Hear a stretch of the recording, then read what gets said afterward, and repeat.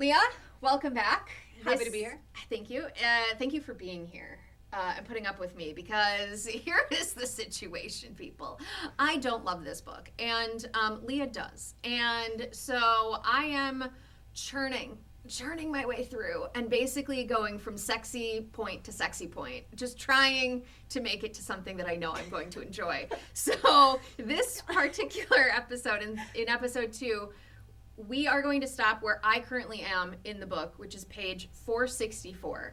And I know that's not as clean and clear as it was for Manacled, where we did 2 episodes on the first part, 1 episode on the second part. Mm-hmm. Like, that's much cleaner and easier to follow along with. But I just can't fucking do it. So instead, we're just making this all about me. And we're going to talk about the place that I am currently in the book, which is page 462. Leah is my warning person. Give the people the warning, please. Well, as per the usual, there will be spoilers. So if you don't want to know what happens in this book, please go back, finish it, come back, join us for the discussion as we rant about all the things we love and hate about the differences between Manacled and Alchemised. And also worth noting that there will be a lot of adult content, because there's a lot of adult content in this book, and there are 2 adults talking about said adult content. So if you have little ears in the room, just please be aware. Yeah, put them to bed. As I mentioned, I'm on page 464. You have finished the book, though. Yes. And so Leah tries her best not to give any additional spoilers past 464, but she does have more context in all of the things. So, I'll do my best, but also don't be surprised. No hard and fast promises. Yeah. The Bookmonger Society is a podcast for sci-fi fantasy readers who get too attached to fictional characters and writers who think way too hard. Hosted by Andrea and Leah. It's a chaotic, craft-focused, and emotionally unregulated conversation about the books we use to escape reality. Take a seat and welcome to the society, the Bookmonger Society. So page 464, as I mentioned, I'm going sexy time to sexy time, basically. I'm just trying to make it to my favorite parts of Manacled. I feel like this is just the wrong genre for you all the way around. So I mean, I like adult fantasy and sci-fi. I don't love the magic system in this still. It just really, it's very hard for me to picture, and I really don't like either of the characters. We're going a little bit ahead here, but like, I do not find either of these 2 characters super compelling, and they're like all I've got to hang on to. So I at least want to see them fuck. At this point, like, I can at least picture what that's going to be like. So I'm happy to go all the way to that. 464, where that is specifically is that Draco fucking such a Draco apologist. I miss him. Kaine gets they're not runes, right? What are they called? They're called it's an array. An array, that's right. Yeah. He gets his array, which I do think the array thing is like kind of cool, like that whole concept. Mm-hmm. But he gets an array carved in his back, which we're going to talk a little bit throughout this episode about Manacled's kind of like canon at this point versus Alchemised. But I do like that whole thing, the carving in the back, the way that it's kind of like a spell, that Helena has to fix it. Like, I like all of that stuff. And they do the hot makeout session. Where they both get drunk and make out. So that's where I am explicitly, and now I'm just stuck. So let's go into the In the Margins segment, which is, things that we're jotting down as we're reading along. And so I'll start here. I'm not a total hater. There are things that I enjoy about the book, and one of the things that I do enjoy is the use of the religious elements. Mm-hmm. I think it's more compelling than it was in Harry Potter, where it's kind of this nebulous light versus dark, good versus evil kind of thing, which is better for a YA audience. And I think the maturity level certainly gets amped up by making this religious and social political and like different regions and where the money is and all of that stuff. I think it's much smarter and more interesting. So I do like that. Yeah, it becomes much more grounded in who holds the control, who's maintaining the control, who do they want to make sure does not gain any power. Women. Enemy number 1. Yeah. So there's a lot of nods to even to our own historical sacred texts in this book, which is interesting. So there's a lot of layers here. I really appreciated the parallel that they drew between the moons, so Lumithia and Luna. 2 moons on this planet. 2 moons on the planet, which we think is Earth, but kind of not. A different whatever. But the mythology that are surrounding them are really around stripping away female intuition in cycles, and really handing the power over to one deity, one ruler, one individual. And so it shows the differences between how women are viewed and how they're supposed to act, and what is valued in the female versus the male energy in the 2 societies, which I thought was just really well done. Yeah, I like that too. There's one quote that says all problems are female problems, right? And that's kind of the same shtick as the Bible has, right? Women. I do find it interesting that in this world, female voices are being systematically stripped out, sort of similar to our own history, where female voices are systematically stripped out of all important and sacred texts. Yeah, it's a good point. Okay, so my second point here is that I still like the undertone of the Holdfasts and them being just these chosen members, and Soul chose them to alchemize gold, which of course gold is this precious situation, and then also they can throw their fireballs. So sacred fireballs. Okay, sacred fireballs because from Soul, I guess. I don't know. So I do like that that Helena continues to see them, and Luke in particular, as this perfect entity, and that I like that there are less flashbacks in part 1, because one of my beefs with Manacled was that we had so many flashbacks in part 1 that I kind of lost interest in part 2, because I kind of already knew how that story was going to end. I kind of knew how she was going to get captured, and so it just was less compelling to me. I do like that there are less of them, but one of the flashbacks that is in part 1 is that Luke is smoking opium, which I immediately, when I saw that, I was like, oh, that's an aggressive, because Harry Potter was smoking cigarettes on the roof in Manacled, and now Luke is smoking opium. I was like, well, shit is getting heavier. Well, the bigger problem with him smoking opium is that the opium was used as a painkiller. He's now using it recreationally. That's what it seemed to me, anyways, to be recreational use, when you have people that are literally you could make their last moments on Earth not as painful, and you're smoking a joint. And there's such opium. A shortage of painkillers. It's not like there's an abundance. Anyways, so because you guys are not prepped for this, right? And that that Helena really doesn't see it right away. I like that. I think that's really smart. And again, I'm hoping there's a big arc where Helena figures out that maybe the Holdfasts aren't as great as they have claimed to be. Oh, I want to talk about it so bad, and I can't talk to you about it yet. Hurry up. Okay. Maybe that's the thread that will pull me to the end of this fucking book. Just waiting to talk to you about that. Because you like that aspect of it. I hated that aspect. I really struggled with her hero worship of the Holdfasts the whole time, because, and I think I said this in one of our previous episodes, in Manacled, she was loyal to her friends, she loved them, but she didn't view them as these perfect beings that could do no wrong, and that's definitely what we're getting here. It's definitely Charlie Manson vibes. Oh God. So, it's cult worship vibes instead of just I've chosen to be your friend vibes. And when you start to consider that all of her friends are people who could make her situation better in very real, tangible ways, and choose not to. Anyways, yes. So the way that she is being used and abused because she is a female minority immigrant with a power that is considered unsuitable, so then she must be sterilized in order. The whole thing is just aggravating. I can't.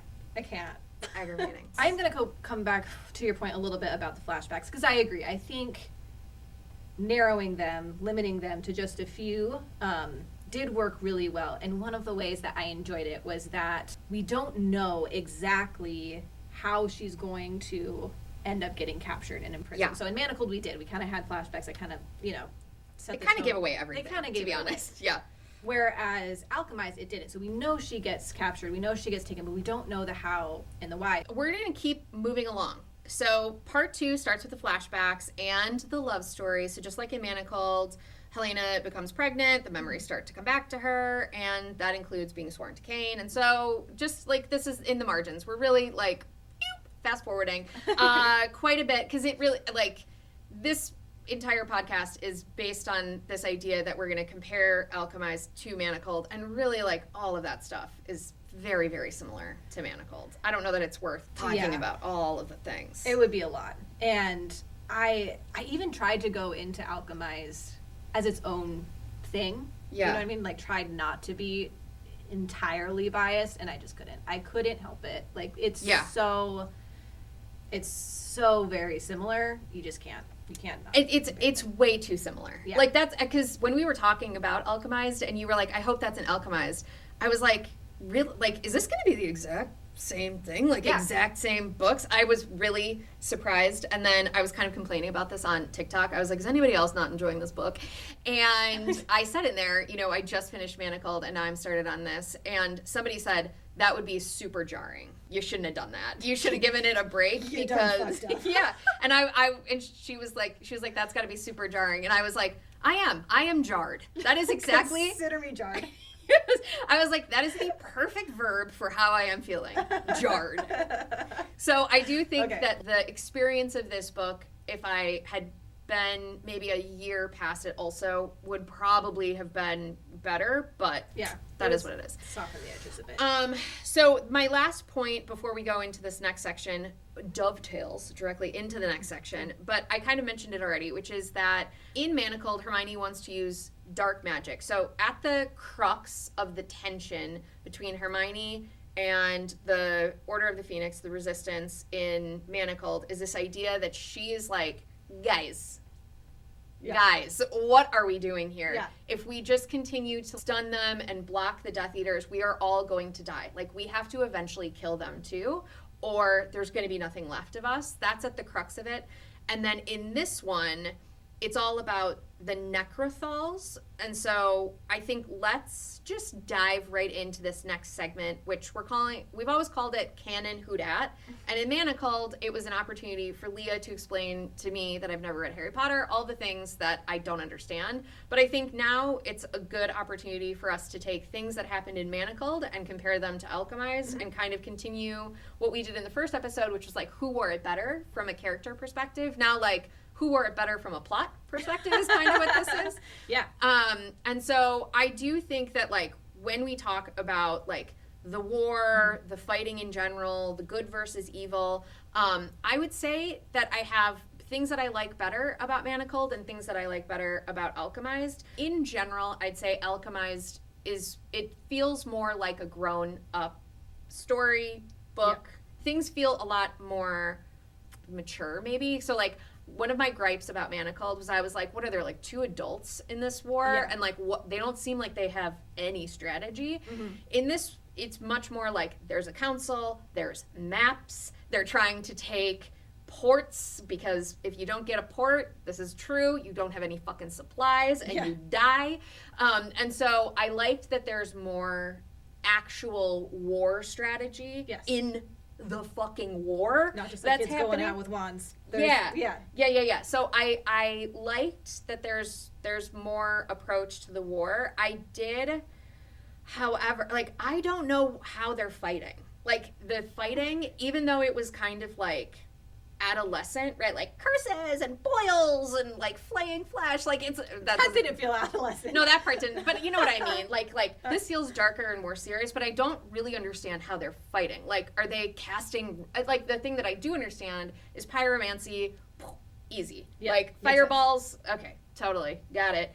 But the resonance to me, I'm like, so what are you doing? Just like huzzah, forcing over a field. Like, it's very hard for me to envision what this looks like, including when Helena then is in the hospital. It's a lot less clear to me what the actual, like, what is actually happening to the bodies, what is the scene. It's much, much harder for me to understand. So it's a mixed bag for me, personally, on this one. I am not someone who actually, like, I don't know, loves a bunch of battle scenes, so I wasn't upset that we didn't spend a lot of time on this, to be honest. But based on the wounds and based on what we could gather about what was going on in the war, it seemed like it felt, aside from the pyromancy, much more like traditional in a sense, like people fighting with weapons. Are they? I totally missed this. Oh yeah, they all got swords and. They do? Yes. Okay. Really? Yes. They have swords? Yes. I mean, I know they have armor. Yes. Lila is notorious for her big ass swords. Huh. Am I off on this? Probably not, but I feel like we I can do not fact check recall this. any sword play. There's a scene where Helena's watching Luke practice, and she goes into depth about how you need a certain amount of oxygen in order for him to get his fireballs at the right trajectory or whatever the fuck is happening there. I mean, but then also they create weapons that specifically are attuned to their resonance. Have you gotten to that part I yet? don't think so. Oh my god. See, this is the problem. You're not far enough along. So then Kaine is going to make knives that are specifically attuned to Helena. So they do the one scene with the knife, right? Because she gets the knife in order to protect herself because they've released the goblins into goblins. the goblins. The chimera. The chimera, Whatever. the goblins, whatever. Just like the last canon, I explain the things the way that I think about them, and then you correct me. And so they release the goblins into the swamp, and so she has a sword, or no, not a sword. She has a little knife. And Kaine basically bends it and is like, this thing fucking sucks. That's what I got so far. Okay, well, there's more to come. All right. I'll wait for it. Okay, but overall, as far as the successfulness of how she portrays the war in the book, let's talk a little bit about dark magic versus necromancy, because it does make the whole war feel much heavier. It feels a lot darker. And in Manacled, it feels a little bit more cut and dry in a sense. Like you're saying, it's good versus evil. You stand for the good. Or Yeah. And there is definitely a lot of that here. But as a reader in Manacled, you're like, dude, you will inevitably lose if you don't use dark magic. It's just common sense. Right. Whereas in this one, I think as a reader, your natural instinct is to, be kind of horrified by the idea of necromancy. So we do have to I think we have to explain, because I sort of breezed over what Helena is trying to do. Okay. So you explain what Helena, why everyone gets so mad at her at council. Okay, yeah. So the reason that she is the black sheep among all the other things that were listed previously is that she believes that people should have the choice to essentially donate their dead bodies to the order to be turned into necrothals, because the alternative is that the enemy is going to do it, and then their bodies will be used to fight the people that they love. So rather than doing that by force, Helena's stance is that we should give people the option, and if they would like their bodies to be used to fight to protect their family rather than against them, they should have that option. Right. So I got to the scene where Kaine sicks his necrothals on Helena to see how she fights, and she just basically destroys them all in a fit. I don't know. I was a little confused how she did it. Again, I don't really understand how resonance kind of explodes or works. I don't know how it works. But and so then I was kind of these things seem lame. She just destroyed 20 necrothals without even trying. Right. I mean, who cares about these? They seem like a bag of bones. Blech, whatever. So I just was I don't know. But I guess ultimately it's fine. You need something that she needs to believe in. And the necrothal thing, I don't know. It's fine. Should we move on to Kaine's mommy and daddy issues? We should always talk about Kaine's mommy and daddy issues. I'll just talk about the dad, because I don't know anything about the mom yet. I haven't been educated, really. I mean, there's some talk about it, but I'm sure there's going to be more about it later. So I haven't gotten there yet. His name is Atreus Ferron, and he's in Crowthers.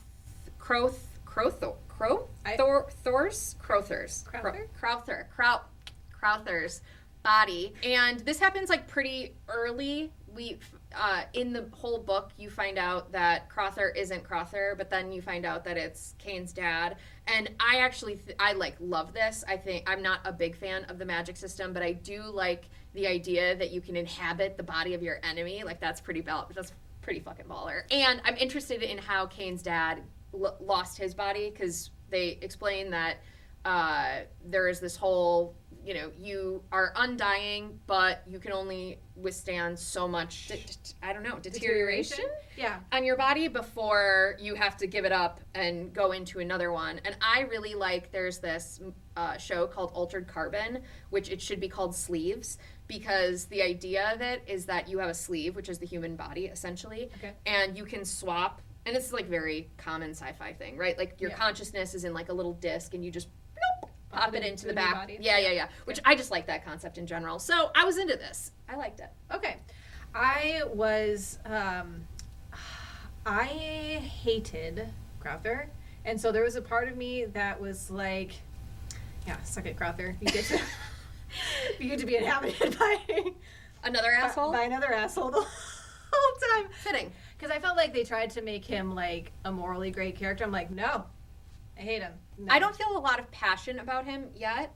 I mean, I don't like him, but I don't loathe him either. I'm fairly indifferent to him right this minute. All right. Well, I'm curious if that stays or if that changes. So we will circle back to feelings about Crowther. Sounds good. Okay. Moving on to another character, the wife, Aurelia. And again, this is like another thing that really, it just follows the exact same storyline of Manacled. Mm-hmm. She hates Helena. She wants to poke her eyeball out. She approaches, and the big question is like, how is Kaine gonna do this? Mm-hmm. Because he can't just apparate in there. So it's like, ooh, how is he gonna do it? Yeah. And basically, he tells his house to build her a cage and squash her. It was so cool. It was really good. It was so cool. It was really good. That's like a good amount of pain, I felt like, for this witch to get. I didn't know how they were going to make that scene as cool as it was. It's much cooler. And it's even cooler. It's much cooler. I was very impressed. Yeah. Very impressed. Yeah. I liked the idea, because you brought up, like, I like that the house is kind of sentient. And I was like, I don't really get that it's sentient. To me, it feels more like just able to be controlled by the people that live there. And so, yeah, I was like, oh, it's pretty dope. It's pretty cool. It's pretty cool. And I like in general, too, we didn't really talk about it, but, like, they can... the house like shifts how it looks. I think that's like a cool visual that, sometimes it looks like a cage. And I think when it becomes a TV show, that's going to, be excellent. Be fantastic. Also, before we move on from Aurelia, I just want to point out that my whole diatribe about her in our previous Manacled episodes about like my stance on her, like being grown up in a household where she did all the right things and made all the right choices. And yes, while we don't like her as a character, I also understand where she's coming from. She basically had that whole speech in Alchemised, and I was like, yes. Yeah. I felt like it was overwrought, though. It's like, okay, so what she says in Alchemised is she had two sisters. They got aborted because they didn't have any resonance. Mm-hmm. And so she's like, I was literally born to marry Kaine. And I was like, okay, whatever. But like, not by her choice. Like, her whole life was decided for her. I know, but I just don't tend to enjoy any character that has just no fucking agency. That is fair. You know what I mean? Like, literally, like, okay, fine. You were born for this, but like, I mean, it's fine. It gave her a little bit of like texture that she was missing. So I appreciated the extra context. So I thought that was successful. Let's keep it moving. My point 4 is that as we talked about in the first episode, I think Stroud is a stronger character here, and I do like that there are some parallels between Stroud and Helena. And again, as you know, I'm looking for that arc, baby. I'm looking for it. And I feel like Stroud is kind of explaining a thing or two to Helena about this world in this kind of sage character. And there's another sage character called Pace later. And I like that. Like, I live for Hermione and Draco. However, it is sort of boring that Draco's the only person who can help Hermione see things in a different light. And I like that there are more characters that are impacting our protagonist here and like giving perspective. Yeah. So I like that. I did appreciate that Stroud was a more complex character, and you could see her resentment for Helena made sense. Yeah. I understood why she would hate Helena and think that she was a traitor. And that provided, you know, I don't know, just some more layers that I appreciated. Overall, like, Stroud is still evil, but Totally. I appreciate that we could understand why. Yeah. I agree. All right, my next point, we've already talked about the runes, aka the array on the back, the healing, the makeout. The one thing that is different meaningfully here is that when Helena sees Kaine, he is like a 16-year-old boy. Yeah. I was like, that is a brave choice. As a 40-year-old woman, I was like, it's another element that made me go, I don't know if I can get behind this version. Yeah. Because Same. I'm not going to be attracted to somebody who looks 16. But I do like that, and we ragged on the idea of Hermione in Manacled losing her virginity and bleeding all over and this like physical transformation. But I did think that worked here. I like the idea that after the physical healing of him, he gets some gray hairs, his body looks more mature. He appears to have been... I don't know if he looks like 25, 26 now. I don't think he looks like 40. I don't know. But he's an adult. But he's an adult, and now I can be attracted to the makeout. So I thought that was really important for them to do before the makeout session, and I was a little bit worried. I was like, when is he going to age? Because otherwise I'm not going to be able to get into it. And so I liked that transformation with Kaine, and I just think that like physical representation of the sort of spell that the array is casting, I was like, okay, I like that entire thing. I think that's stronger than it was in Manacled. Yeah, I thought so too. Yeah, the whole aging thing made me think back to like Twilight, where like he's stuck at, is he 17? I want to say. Someone correct me if that's not right. And she's worried. Edward? Yeah. Okay. And she's worried about like aging past him, right? Because he's like immortal, and so she's worried about like becoming like an old lady, and right. Yeah, it becomes a cougar situation. Right. But like also he's like legally like a minor, so complicates things a lot. And they came out with, we just saw, so at Costco they have a new like, I don't know, 20-year anniversary or whatever, like I don't know how long ago it was. And they have artwork that shows the two characters, and you look at it and go, oh my God, they're like children. And then you realize, oh my God, they are children, and you just forget that as you grow. Like, I'm old now. Gets worse and worse. So, anyways. It never gets better. Okay, so my last point, so there were a few characters in here that I thought were just really successful. So I liked how much more complex Lila was. You get to see her grow up in a, obviously very misogynistic society, in a role where she, as a woman, shouldn't be able to hold the position that she does. And so the first time she makes any sort of mistake, she's kicked out, and they kick her out of her position. But if the roles had been reversed, this wouldn't have been a problem, right? So if Luke and her... I don't know if I'm there yet. Oh, no? I don't think I'm there yet. Okay. Or either that or I, missed this. You wouldn't have missed it. You're close, though. You're on page 400. Okay. All right. I won't go into too much detail. But as a woman, there is definitely some prejudice against her holding the role that she does. Yeah. However, I got that part so far. Okay. But she hasn't done anything, I don't think, to get her kicked out of it. Okay. Well, you would know. So we'll circle back around to that to another episode. But you layer that on top of the fact that she also comes from a family that has a huge amount of privilege. Mm-hmm. And you compare her to Helena, like they have this whole conversation around like, oh, after the war, you can just do this or that, right? You can just have a family, you can just like be a local healer. And Helena's like, doesn't even bother to correct her, right? Mm. Doesn't even like, just lets it be, even though all of the the mistakes that Lila makes will not ultimately impact her whole life. She has other options. Like, it will impact her life. I'm not saying that. But she has other options that Helena does not. Yeah. And so it's just interesting to see those dynamics between them throughout part 2 especially. All right. Moving on. This next segment is the writer's desk. We're going to talk about just like some shit, I think specifically as writers, that probably colors the way that I, in particular, read this, but I'm sure you too. But I'll just speak for myself right now. So, I still don't love either of these two characters. There are, like, redeeming things, I guess, about Helena, right? Like, I get she's an outcast. I get, like, Hermione, she has to work really hard. But otherwise, like, she's basically a brainwashed cult follower, which just isn't that interesting to me. I also further do not hate Kaine.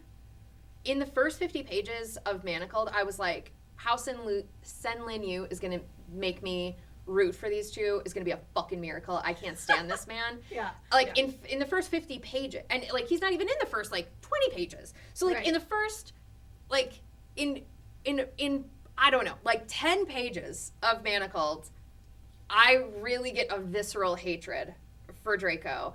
And Kaine to me is like, Do you think any part of that, though, is because you went in with context? I don't think so. I think it's because he's not a bully to Helena in, like, high school. Okay. Like, they're just kind of, they're like, they're not even, I don't know if rivals is even the right word. Like, they're both number 1 and number 2, but you don't get the background that he picks on her. So, like, that already is missing. And then 2, he's not as vicious to her when she first comes to live with him, and he also doesn't have to start raping her right away like Draco does. And I think knowing that they obviously have a relationship in part 2, it's more believable, but it is less emotional. Yeah, I can see that. I mean, and I said that even too in the previous episode, like when we were comparing who wore it best. Yeah. Right? Like, nobody wears it like Draco. Man. right. Draco and Hermione just have, and I don't know. There's just something really special about it. But this is still well done, and it definitely breaks the mold of other books in this genre, which I appreciate. I want to talk a little bit about their character arcs a little bit, because I know that this is a sticking point for you. Yes. I like an arc. I came across this creator on Instagram. Shout out to Emily Reads a Lot, and she had this... Reads a lot. Yeah. Perfect. But she had this great character analysis between Helena and Kaine, and it stuck with me. So she's like, they're not meant to have character arcs because they represent certain ideologies. Okay. And so in this sense, Kaine represents destructive nihilism, which is basically like everything is meaningless, nothing matters. Yeah. The universe does not care. A lot of nihilists out there today. You know what? I have my days. Helena, on the other hand, is represented as a creative existentialist, and which is basically like the meaning of life is that you get to give life meaning, right? And so there is this conversation that perfectly encapsulates this, I believe, between Helena and Kaine, and he, again, is like, don't go back to the Holdfasts. They don't care about you. And he's like, none of it matters, right? The universe does not care. This is a cruel and evil place, and the universe does not care. And Helena basically responds as, well, I care, and I'm part of the universe, and so therefore a part of the universe is always going to care, right? And so that's kind of like the foils of each other in that sense. And so his goal is just to protect her, and her goal is to win by any means necessary, right? To protect like humanity and the people she loves by any means necessary. So they attack the same problem basically from 2 very different viewpoints, which I found kind of refreshing. Like, they just were who they were, and I know I said that in the last one, but I stand by it. I still feel good about it. Yeah. I like change in characters. I just can't help it. I mean, I do. Yeah. I like change in people in general, right? Like, I'm not a nihilist. I don't know. I might have cut this out of the episode, but like, I think we're here to help each other learn and grow. And if you're not going to do one of those things, what like, especially you're undying. You're gonna live like literally for eternity and not ever learn a lesson. Come on. Yeah. Yes. There should be some maturity there, which is yes. I also think it's worth highlighting in this section that Helena is a deeply morally gray character, and I don't think that's highlighted enough. Like, she is, to your point, sort of like this cult follower, but she also does a lot of harm. Yeah. And she uses her healing abilities to cause a lot of harm. Whereas on the flip side, Kaine uses his destructive abilities to actually create a lot of good. And so she is a deeply unreliable narrator for that reason, because her atrocities are sort of like glossed over and his are, portrayed in vivid detail, which I found really interesting. All right. I love an unreliable narrator. Oh, yeah. Point number 2 is I very much also, again, you'd think I'd like this book, because I have a lot of things that I do enjoy about this book. The second point is I really like the increased stakes in the baby. So as it turns out, what is the fucking thing that they have, the High Necromancer and Helena, so that, like, animancy? Is that what they have? That when she makes a baby, because the whole thing is that you can take someone's body, but their resonance stays the same.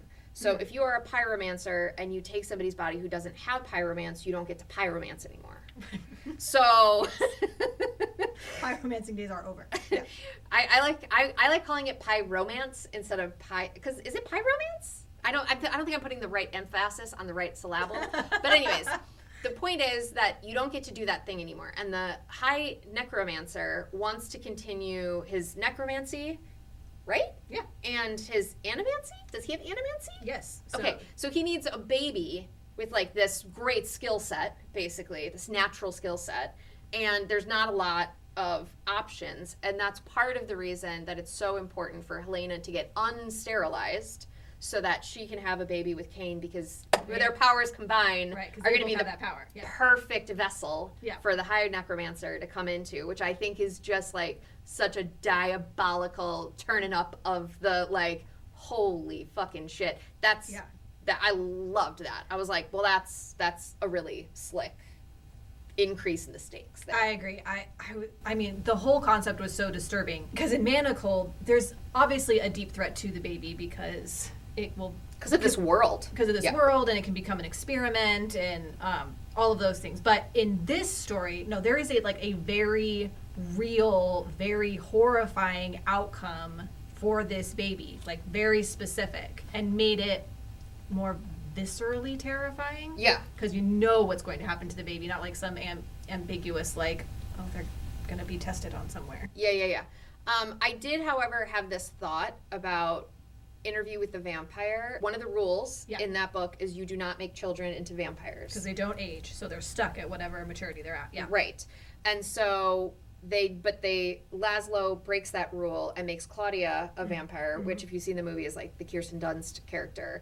And it drives her fucking insane because she has the mind of a woman in a, like, I don't know how old she is, but like a prepubescent child. Right. I would say, wasn't she like 8 or 9? Yeah, like, I think so. Something like that. Yeah. Yeah. So and so I was sort of like, so wait, is the High Necromancer gonna wait for the kid to grow up? And then at like what age do you decide they're like mature enough? Or like he goes into the baby, because that is even creepier. That's like, even worse. However, because of what happened to Kaine, because his aging froze, it stands to reason that the baby wouldn't age. Yeah. All right, so this is my last point before we go into darker marks and darker thoughts. Dark marks, darker thoughts. Anyways, there's a lot that the book is trying to do.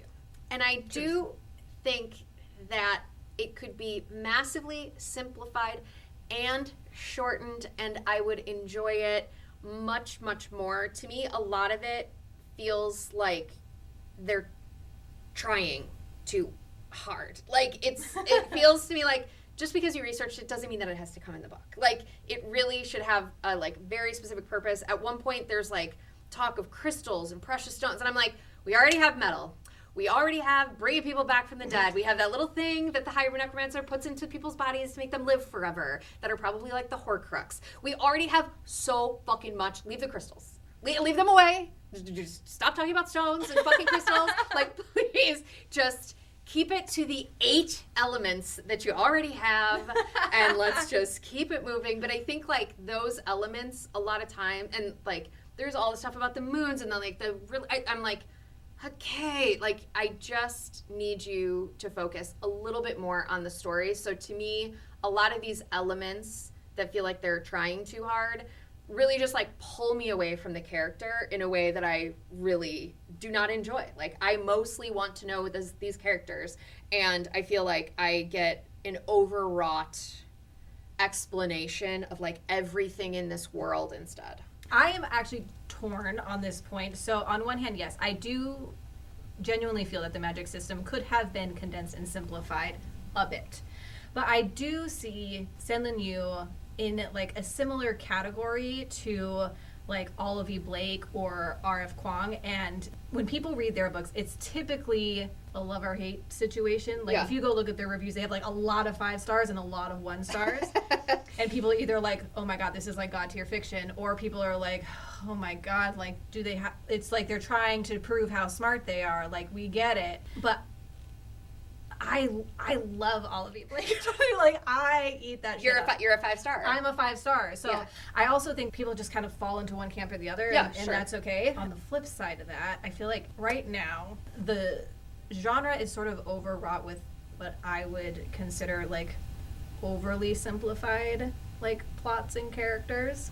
I'm not going to point any out because I don't want to put anybody on blast. But writing is hard. Writing is really hard. We understand. Yes. So critiques are made with love. And, you know, you put your heart and soul into something and created something, put it out in the universe, and I applaud that, whether I enjoyed it personally or not. That being said, I was a very early adopter of Fourth Wing. I don't know if you read that one. I loved it. I consumed that book in, like, 24 hours. And I read that book, I think, faster than any book for the previous 10 years. And I then went into a rabbit hole, like, trying to find something similar, like, to fill the Fourth Wing hole.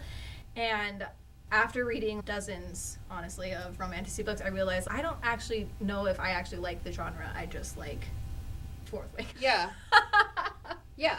I find that in a lot of time in this genre, they try to oversimplify to appeal to as many people as possible, and in my opinion, it makes it less successful. Strong opinion.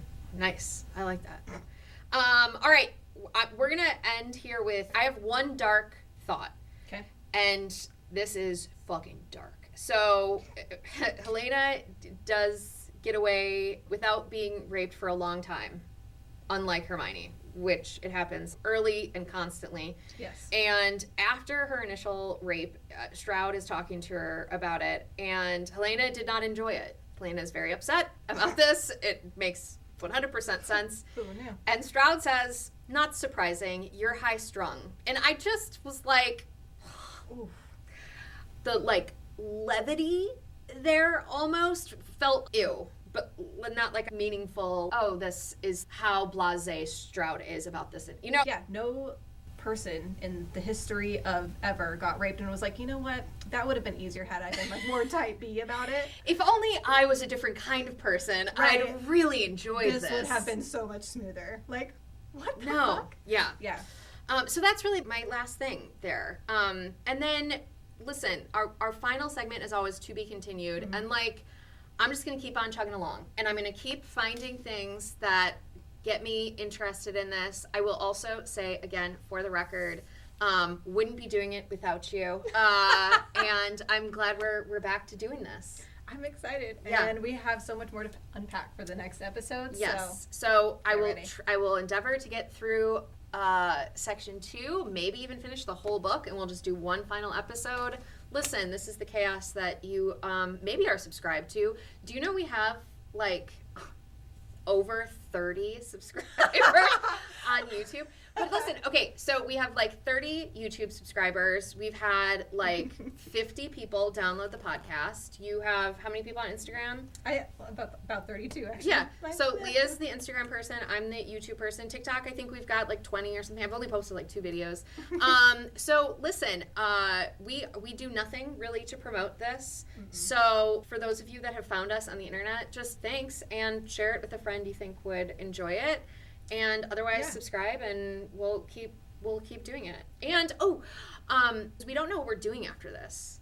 So if you have a recommendation for what we should do, what book we should read next, hit us up. Let us know. We would love your recommendations. So yes, if you have recommendations for what we do next, we would love to hear them. And also, I want to give a little shout out to Emily Carrig on Instagram, who came back with some really thoughtful insights and questions. So appreciate you. Yeah, I don't have the people who have commented on YouTube in front of me, but I listen, we're trying to figure out what to do, how to involve you more. Now that you're all lovely. Because here's the thing. Lovely. I was on the TikTok like 2 summers ago. I was doing a bunch of TikTok stuff, and people on TikTok can be fucking mean and ruthless.